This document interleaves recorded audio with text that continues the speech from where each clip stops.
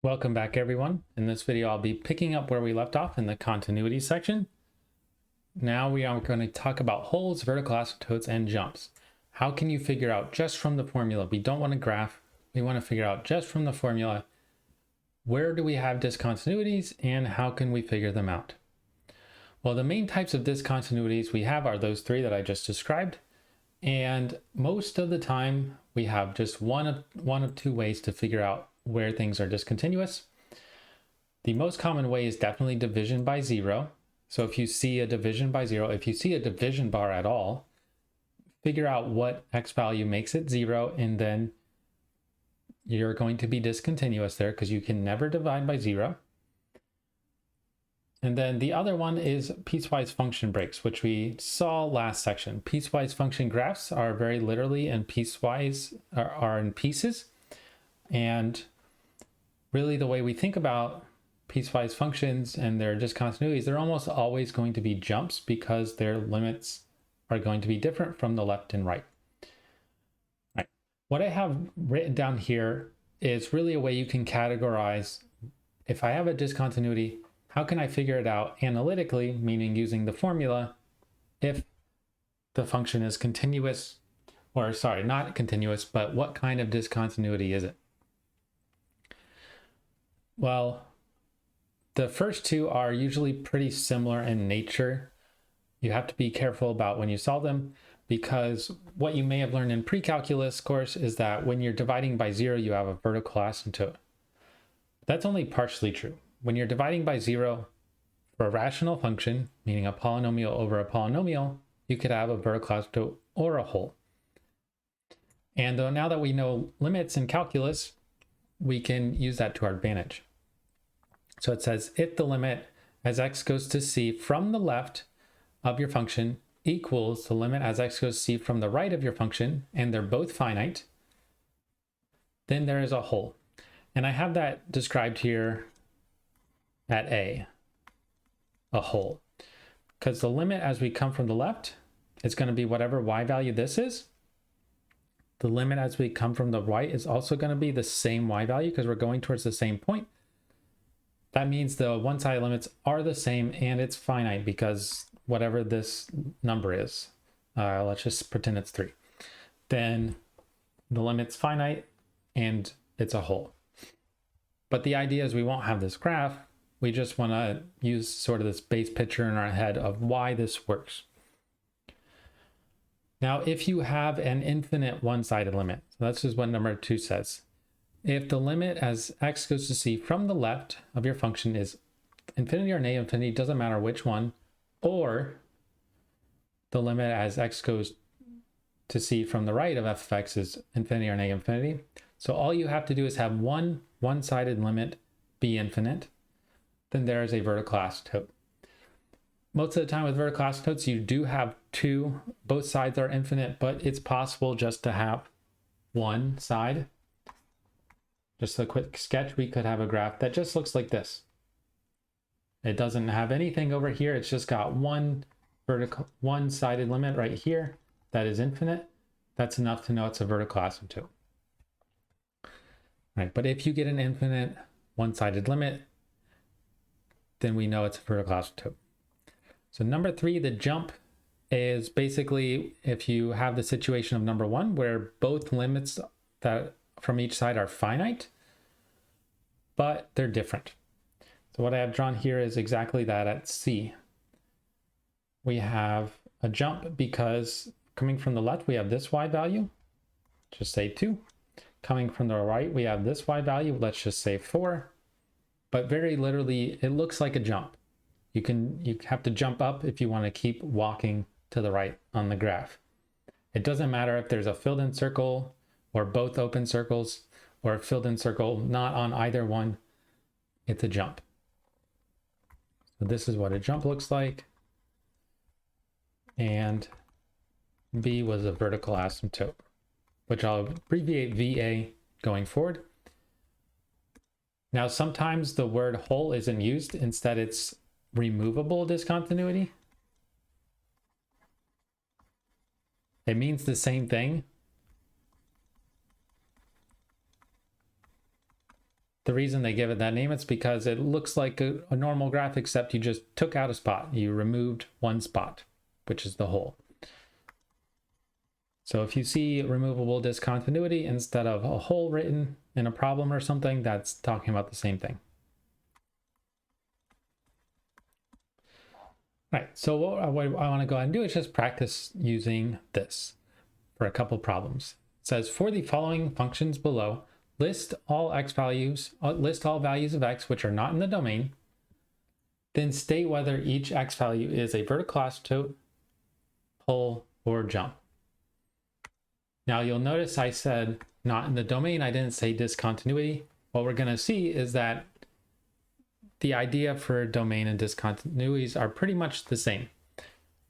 Right, now what values of x, what are we going to look for not in the domain here?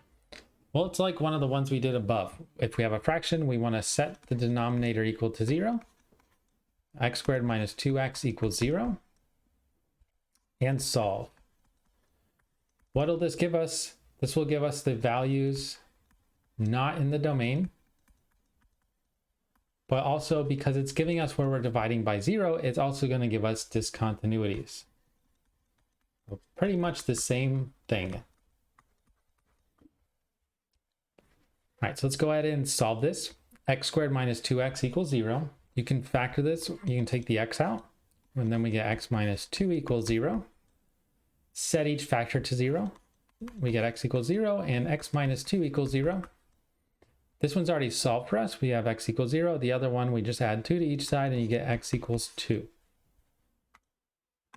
What did we just learn? We just learned that these two values are not in the domain.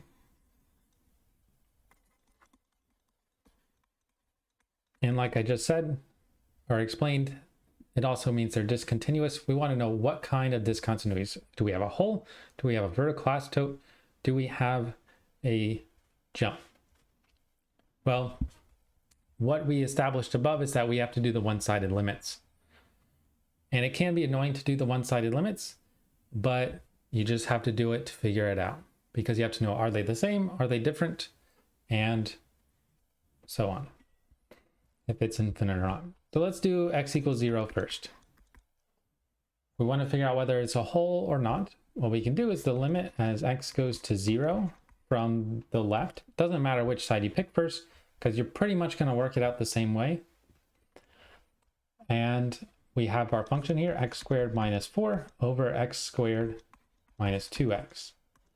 Now, because we're taking the limit, we can factor and cancel until we actually plug in.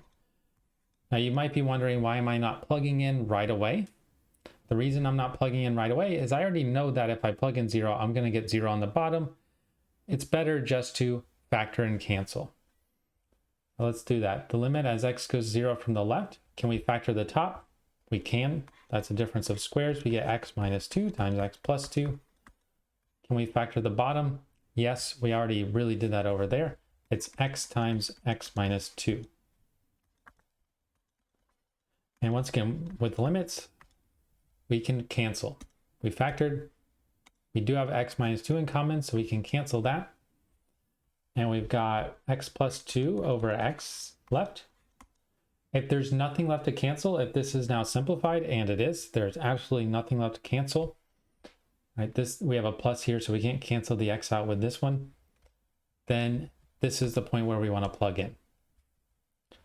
And then when we do that, we get 0 plus 2 over 0. And this is 2 over 0. But what do you remember about last section? When you have a number that's not 0 over 0, this is infinity or negative infinity. For the purposes of what we're answering, it doesn't matter. I'm just going to write plus or minus infinity. The reason why I don't necessarily care whether it's positive or negative infinity is because we just figured out a one-sided limit was infinite. And that means we have a vertical asymptote.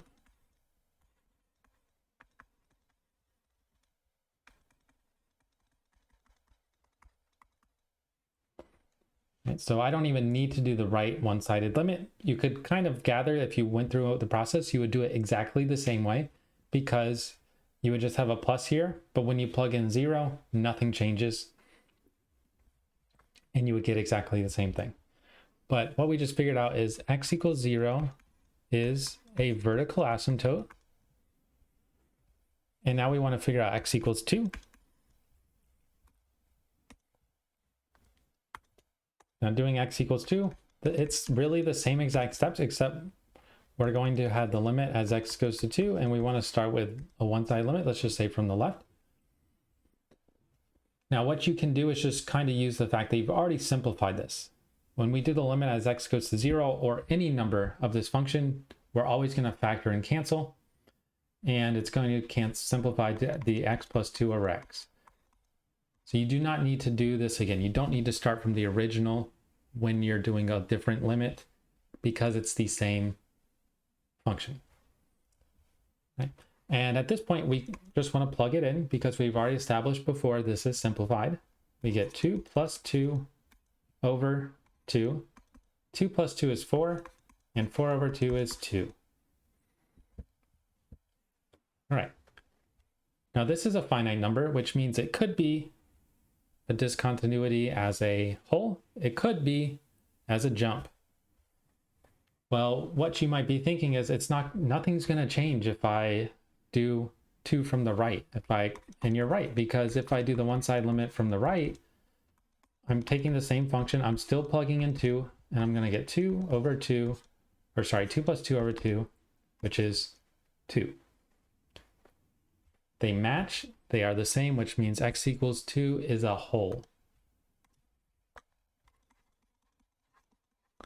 And let's just go ahead and graph this and see we have both of these things. I'm going to go ahead and grab Desmos here. We got y equals x squared minus 4 divided by x squared minus 2x. And let's just remember we have a vertical asymptote at 0 and a whole at 2. And in fact, the y value at that whole is 2. That's what this is representing. So it makes it easier for us to look. And if you just look at the graph here, we definitely have a vertical asymptote at 0. All right, this is going to go down forever. This is going to go up forever. And it's never going to hit the y-axis, which is x equals 0. The bigger question is, do we actually have a whole at 2? Well, it looks like we should, just based on the fact that we have no vertical asymptote and we don't have a jump here.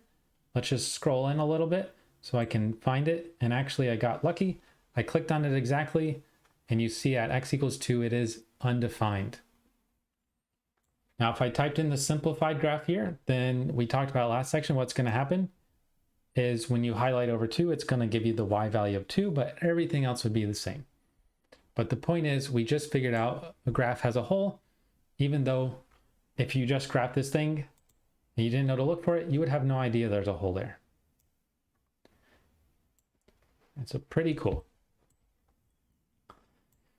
Right, now the next one is going to really explain why you have to do one-side limits, because really the first one, when you get infinite, just always a vertical asymptote.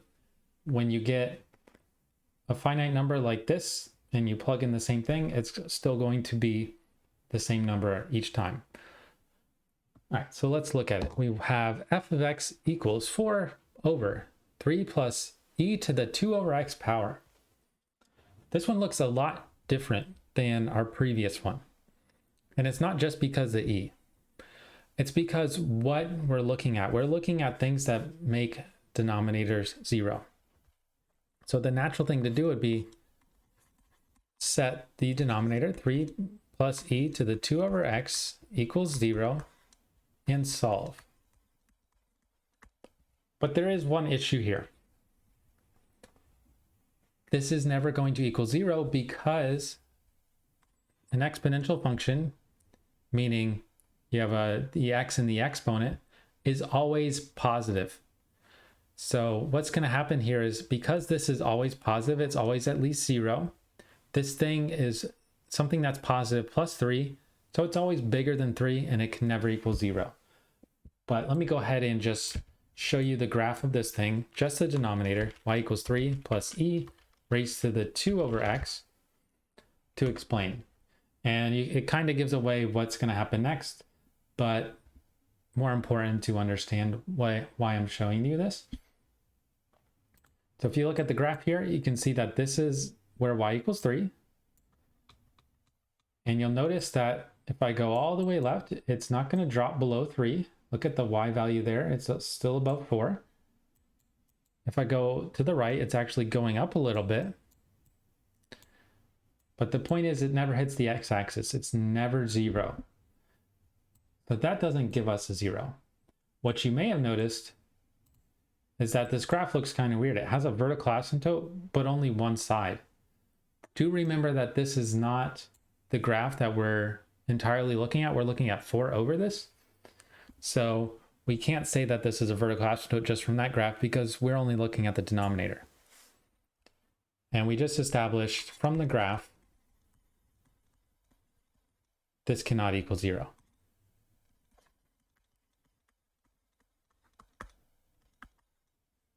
All right, so if it cannot equal 0, then do we have anything else to do? Well, the other thing is to realize that the exponent has a fraction with x in the bottom. The 2 over x equals 0 would still, 2 over x is a fraction.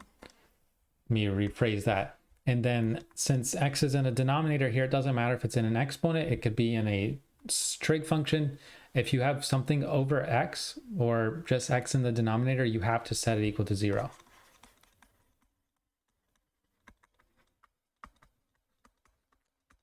And this one is easy to solve for because it's just x equals 0. That means we are going to have a discontinuity at x equals 0 of the entire function.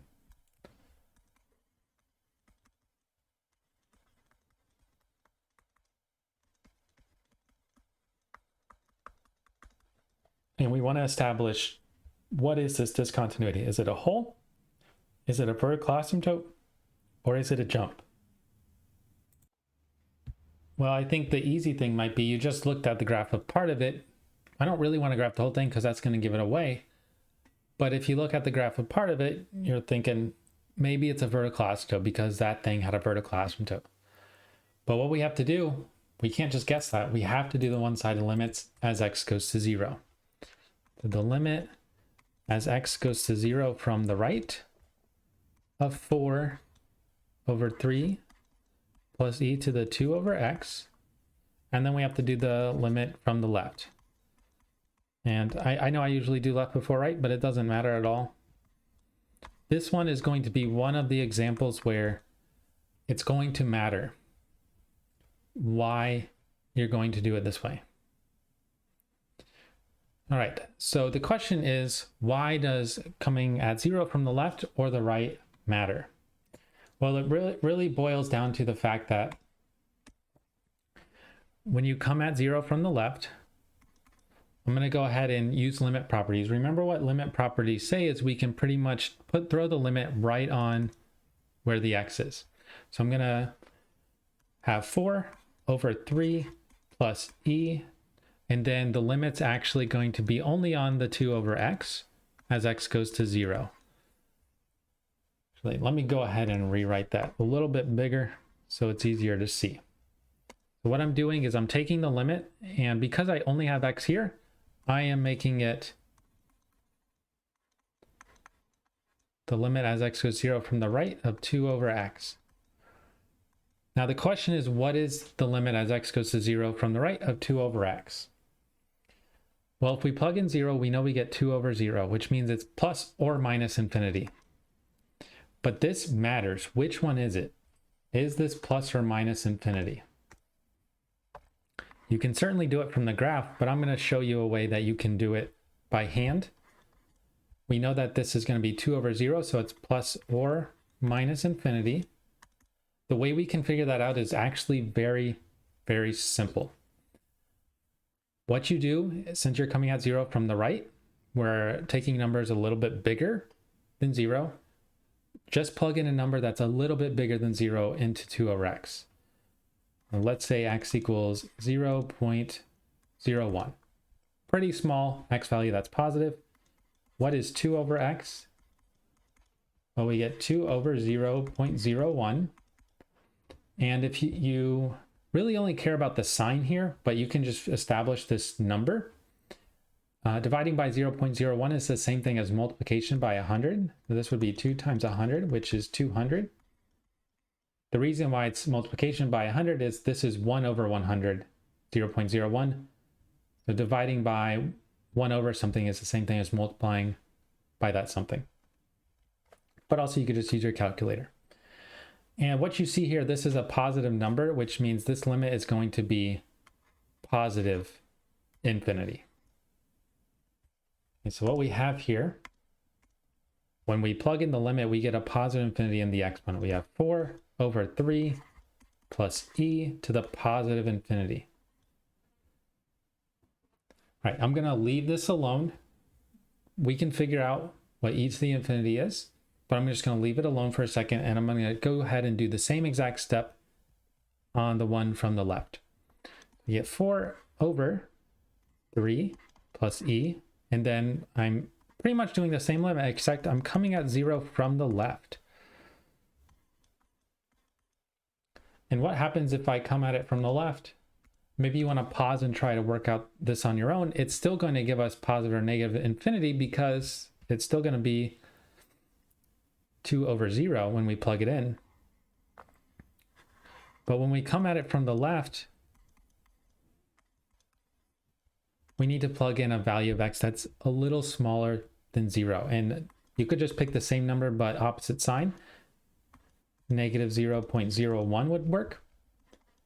And we get 2 over a negative 0.01. That is going to be multiplication by negative 100 because it's just a negative sign. And you get negative 200. So this one's actually minus infinity. And we're going to plug that in the exponent for e. So 4 over 3 plus e to the minus infinity. Now, you don't really have to know what these limits are. We haven't talked about what is e to the infinity, what is e to the negative infinity. We haven't talked about limits at infinity yet. But all you have to do is say these are different numbers. Now, I'll go ahead and just tell you that this is infinity and this is 0. But once again, I'm not going to go into detail because we haven't talked about limits at infinity yet. The main thing here is that these are different numbers. And since they're different numbers, you're going to get different one-sided limits. I mean, just think about 4 over 3 plus infinity versus 4 over 3 plus 0. You don't have to know how to simplify this yet. This one we know is 4 over 3. This one is not 4 over 3. But once again, infinity is not 0, so it's going to be a different number. One-sided limits are different.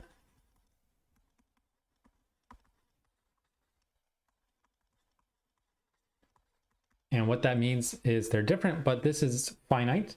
And I'll show you that with the graph of this in just a second.